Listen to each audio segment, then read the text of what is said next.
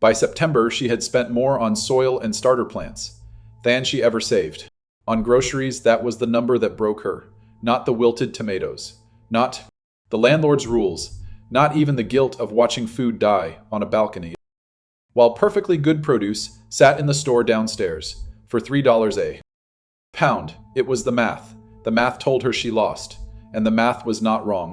But here is what the math didn't tell her. It didn't tell her why she lost, and that distinction matters more than anything else I'm going to say today. Priya called me on a Tuesday evening, and before she even explained the situation, I could hear something familiar in her voice. That particular exhaustion, that doesn't come from physical labor, but from a slow, creeping realization that you've been doing everything right inside a system that was rigged against you. From the start, she had spent a decade growing food in a backyard she owned. Real food, meals pulled from the earth by her own hands. Then she moved into a rental, and the landlord said no to raised beds. Too heavy, too messy, wood. Warps, water leaks, liability, this liability. That he allowed containers on a south-facing balcony, 8 feet wide, 12 feet deep, railing on 2 sides, wall on the third. That was her entire food production footprint now. 96 square feet of concrete and permission. So she did what you would do. What the garden center and every beginner tutorial on the internet tells you to do. She bought tomato starts, pepper starts, a 6-pack of basil. She filled her containers with bagged potting mix, fed them the liquid fertilizer the label recommended, and she waited for the system to work. It did not work. Tomatoes couldn't handle the inconsistency. A container on a balcony is not a garden bed. It has no thermal mass, no moisture reserve, no microbial community. Buffering the swings. Miss one watering on a hot day, and the blossom end rot sets in. The peppers produced technically, but the yield per square foot was so low. She could have bought the same volume of peppers at the farmer's market for what she spent on amendments alone, and the basil bolted in July, because the reflected heat off that south-facing wall pushed temperatures 10 degrees above ambient, and nobody warned her about that. She told me she was done, she said. Balcony growing was a fantasy for people with more time, more money, more patience than she had. She said she should just accept her situation and buy vegetables like everyone else in her building.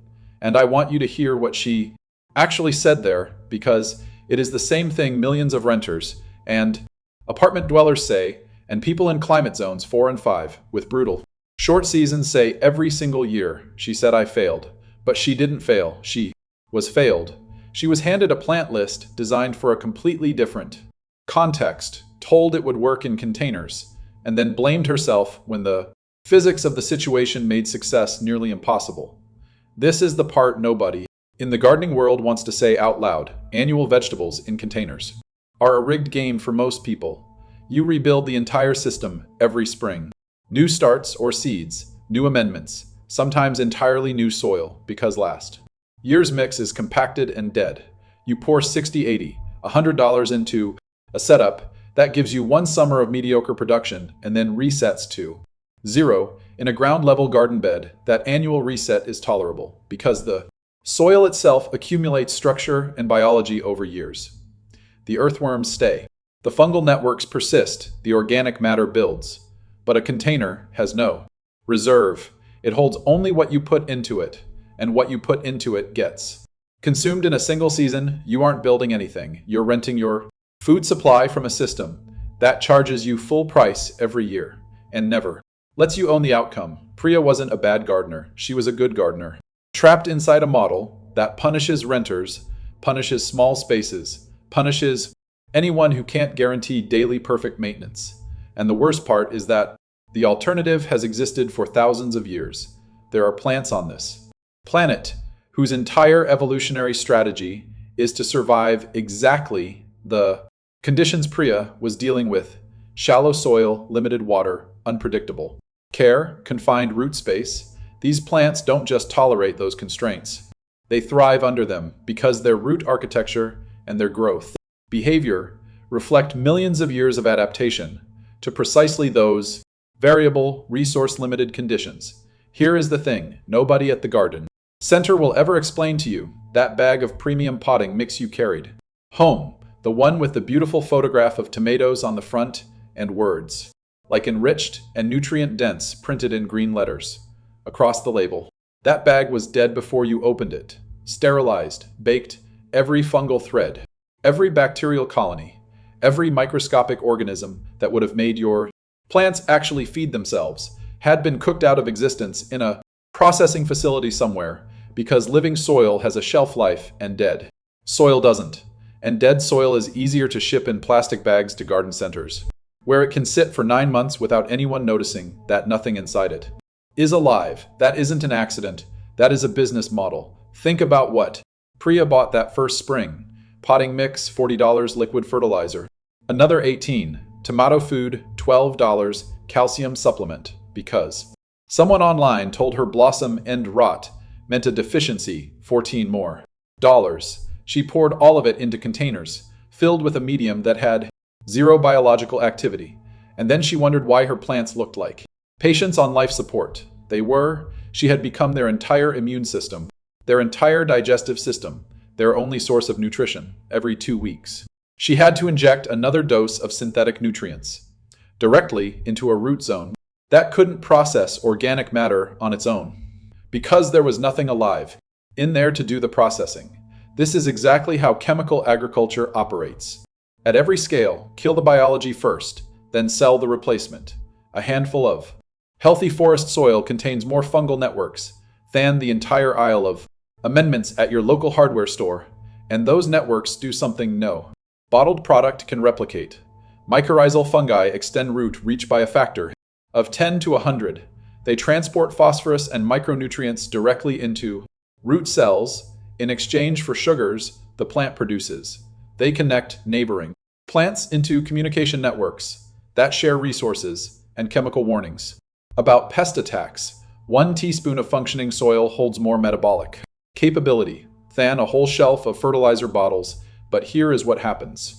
When you pour synthetic nitrogen into that system, the fungi die, not slowly, not partially. The salt concentration in chemical fertilizers desiccates hyphal threads on contact. The plant stops investing carbon into fungal partnerships because free nitrogen is flooding the root zone. So the network collapses from both ends simultaneously.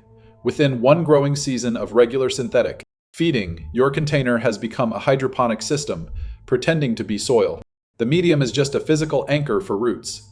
All nutrition must come from you, from your wallet, from your schedule, from your next trip to the store. And the next year, when that dead medium compacts and drains poorly, and your new seedlings rot at the base, what does every gardening guide tell you to do? Replace it, boy, fresh bags. Start the cycle again. Nobody tells you an active container substrate gets better every single year, that the fungal networks deepen, that the bacterial populations diversify, that the soil food web becomes more efficient at cycling nutrients each passing season. Nobody tells you, because that knowledge eliminates repeat customers. The same logic applies to every piece of conventional advice that trickles down from industrial farming into backyard practice. Turn your soil between seasons, pull every weed, keep the surface clean and bare. Each of those instructions destroys the fungal mat that forms an undisturbed substrate. Each one resets the biological clock to 0. Each one guarantees you'll need to buy inputs again next spring, because you just killed the system that would have provided them for free. This is the trap, not your lack of skill, not your balcony orientation, climate zone, or inconsistent watering schedule. The trap is that every product and every piece of mainstream advice is designed around annual dependency rather than biological accumulation. You were never failing at gardening. You were succeeding at being a consumer inside a system that profits from your soil staying dead. The question worth asking is not what went wrong with your tomatoes. The question is what would happen if you stopped killing the organisms that were trying to feed your plants for you and started choosing species that evolved to thrive inside exactly that kind of living, self-sustaining system. Here is what nobody told you. When you killed your first tomato plant on that balcony, the failure was not above ground, it was below. Beneath every container you have ever thrown away in frustration, there was supposed to be a civilization, not a metaphor, an actual functioning underground economy with workers, currency, trade routes, and communication lines that your annual planting habit destroyed before it could even boot up. This is the soil, food web, and it is not some fringe permaculture fantasy. It is textbook biology that industrial agriculture spent a century pretending didn't matter. Picture it like this. You plant good King Henry in a 14-inch container. Year 1, you leave it alone. You don't harvest. You feel like nothing is happening.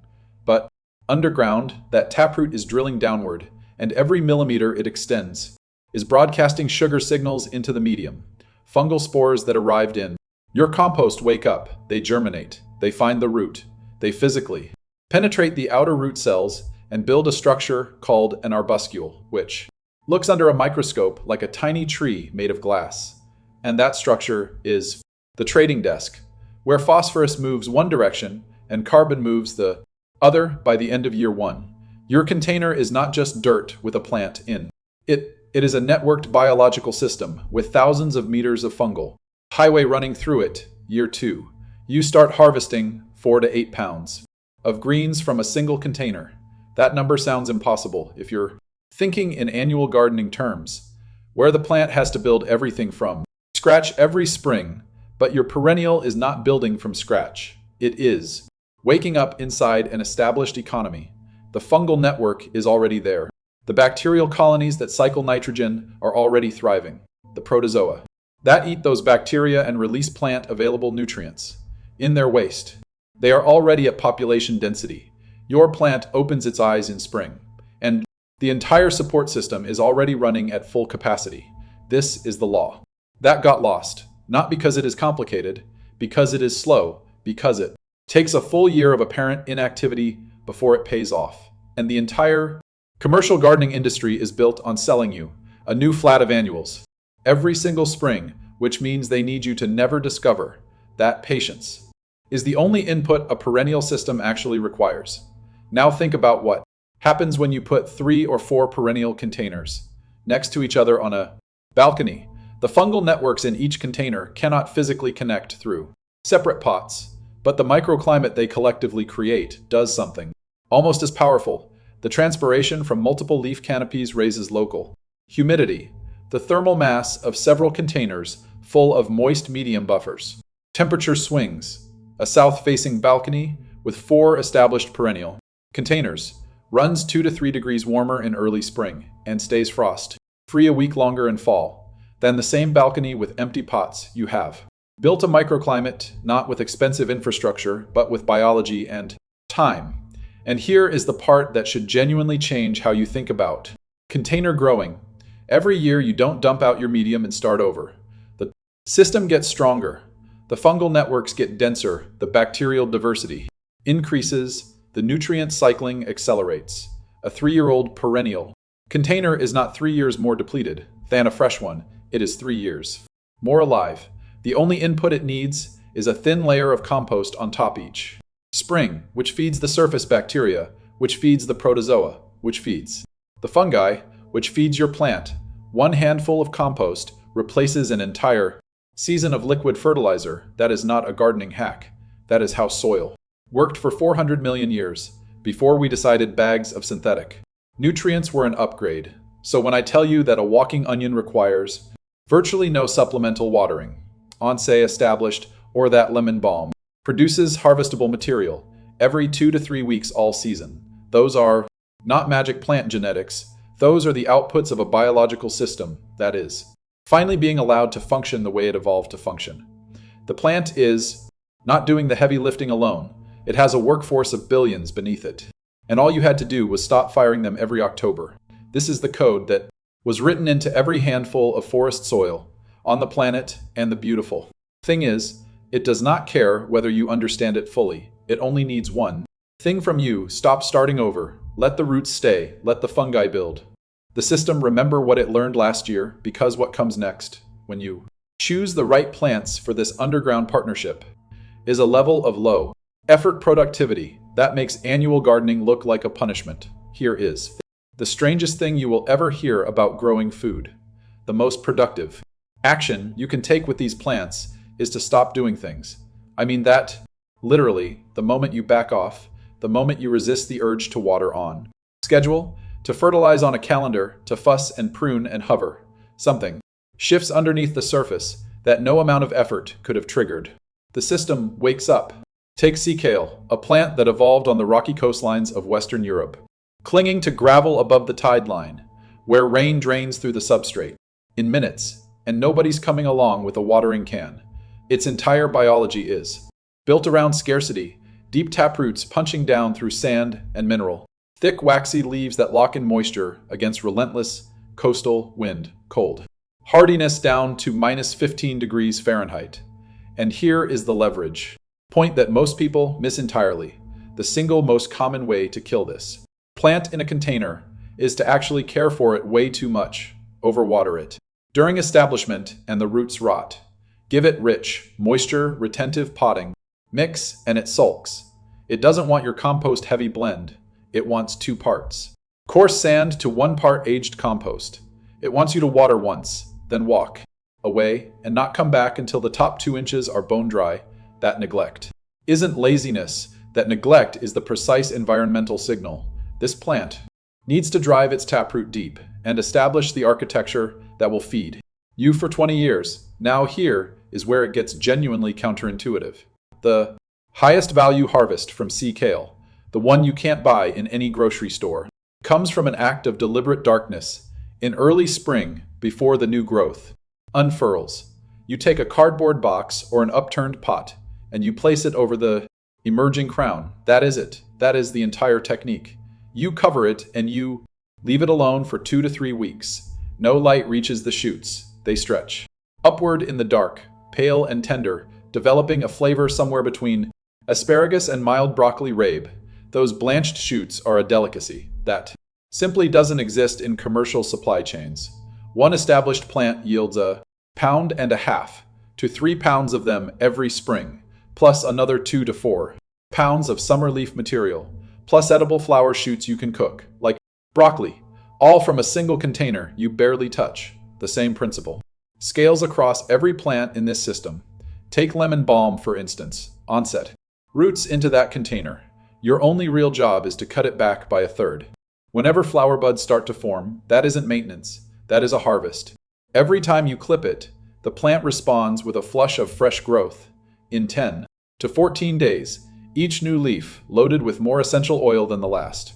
3 to 5 ounces of fresh leaf every 2 to 3 weeks, spring through fall, from a single 12-inch pot, over a full season that adds up to nearly 2 pounds of fresh herb, dried down. That is what you'd spend $15 on at a specialty supplier, and the only input required is a pair of scissors and the willingness to not let the plant do what it naturally wants, which is flower and set seed. You see the pattern forming here. These aren't plants that reward effort proportionally. They reward restraint. They reward the gardener, who understands that a coastal gravel substrate drains faster than potting soil. And that is a feature, not a problem. They reward the gardener, who knows that a cardboard cone in March is worth more than a bag of fertilizer in June. They reward the person who figures out that the golden variety of lemon balm looks prettier, but the straight species produces more biomass per cutting cycle. And that production is what matters. When you're building a food system rather than a decoration, this is ecological leverage in its purest form. You aren't adding energy to the system. You're removing the obstacles that prevent the system from expressing what it already knows how to do. Sandy, fast, draining mix instead of rich loam, darkness instead of light at the critical moment, a hard cutback instead of gentle encouragement. Every one of these moves is the opposite of conventional gardening advice, and every one of them produces more food with less work than the alternative. The plants are doing the heavy lifting. Your job is to stop getting in their way. And once you understand that these 5 plants aren't just individual producers, but components that lock together into something larger, the real leverage begins to reveal itself. Picture the next supply chain disruption. You already know what it looks like because you've seen it before. Empty shelves where the lettuce used to be. Tomatoes priced like they were flown in from another planet. People standing in lines with a kind of quiet desperation on their faces, loading carts with whatever processed calories remain because the fresh stuff vanished first and came back last. Now picture yourself walking out onto your balcony that same morning. The walking onion has been pushing green shoots since February, weeks before anything else in the world decided to wake up. The sea kale crown is fat and ready beneath its upturned pot, building those pale blanched spears that taste like asparagus dipped in the ocean. Good King Henry is offering its first tender leaf flush of the season, and the alpine strawberries are already setting fruit along the front rail where the sun hits longest. You aren't anxious, you aren't refreshing a grocery delivery app. You're harvesting breakfast from a system that asks you for 5 minutes of watering and one spring top dress of compost and gave you back 12 months of food without a single trip to a store. This is what Priya discovered in her second year on that rental balcony, and it changed something fundamental in the way she moved through the world. The harvest was part of it, yes, but the deeper shift was that she stopped being a consumer, waiting for permission to eat well. She became a producer. 5 containers, 2 watering groups, 1 annual fertility input. And suddenly, the entire premise of her dependence on a fragile global supply chain started to look like a choice rather than a fact of life. The walking onion fed her in the dead of winter, when grocery prices peak and quality craters. The lemon balm gave her something fresh and alive in every single month that wasn't completely frozen solid, and none of it required replanting. None of it required a new purchase in spring. None of it required asking anyone for permission. That is the part most people miss when they look at a container garden and just see a hobby. They see someone puttering with plants on a Saturday afternoon. They don't see the quiet act of refusal happening underneath every perennial root system. Deepening in its pot is a small declaration that you won't be entirely subject to the next price spike, the next shortage, the next logistical failure. That leaves your neighborhood without fresh food for a week. By year 3, the soil biology in those containers has matured to the point where the plants are feeding themselves more than you are. The system isn't just producing food, it is compounding resilience the way a savings account compounds interest. Except this account can't be frozen or inflated away, and can't be disrupted by a container ship stuck sideways in a canal 10,000 miles from your kitchen. Think about what you actually spend on fresh greens and herbs across a year. Think about the quality of what you get for that money in January versus July. Think about how many times you've thrown away wilted spinach or slimy lettuce because the supply chain delivered it already half dead, and you couldn't use it fast enough. Now compare that to walking 3 steps to your railing and cutting exactly what you need exactly when you need it from a plant that will replace what you took within days and never send you a bill. The economics alone justify the system, but the economics are the smallest part of what is actually happening here. What is actually happening is that you're opting out of a dependency that most people don't even recognize as a dependency, because it is been normalized for so long. We've been trained to believe that food comes from stores, that growing your own is quaint, optional, a weekend activity for people with yards and free time and some kind of pastoral fantasy. But that belief is a luxury that only holds up when the trucks keep running, and the warehouses stay full, and the weather cooperates across 6 different growing regions simultaneously. The moment any one of those assumptions breaks, and they break more often now than they did a decade ago, the people with perennial food systems on their balconies and patios and windowsills are not the hobbyists anymore.